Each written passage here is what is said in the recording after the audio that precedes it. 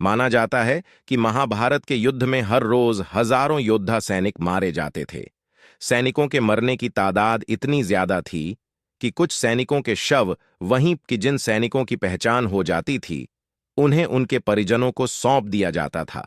युद्ध की त्रासदी का अंदाजा इसी बात से लगाया जा सकता है कि अकेले भीष्म पितामह पांडव की तरफ से युद्ध करने वाले 10,000 सैनिकों को रोजाना मार देते थे। महाभारत के युद्ध में पांडवों ने विजय तो प्राप्त कर ली थी, लेकिन देश में व्यापक विनाश हो चुका था।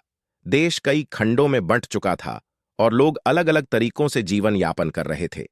इस युद्ध के बाद लोग काफी मौन रहने लगे थे।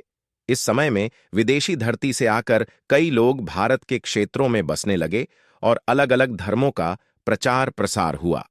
पांडवों ने अपने ऊपर हुए अत्याचारों का कौरवों से प्रतिशोध तो ले लिया, लेकिन पांडवों में युद्ध की त्रासदी देखकर राजपाट चलाने की इच्छा का अंत हो चुका था। सभी लोगों में वैराग्य की भावना आ चुकी थी। अंत में जब श्री कृष्ण भी वैकुंठ गमन कर गए तो पांडव हस्तिनापुर का सिंहासन परीक्षित को सौंपकर अपनी पत्नी द्रौपदी के साथ हिमालय की ओर चल दिए। कुरुक्षेत्र की भूमि पर महाभारत का युद्ध लड्ढा गया था। 18 दिनों तक चले।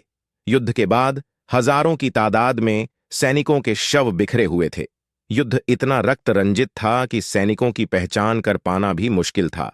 इसलिए युधिष्ठिर के आदेश पर कुरुक्षेत्र की भूमि पर आग लगा दी गई ताकि सभी योद्धाओं के शव अग्नि में जल सके।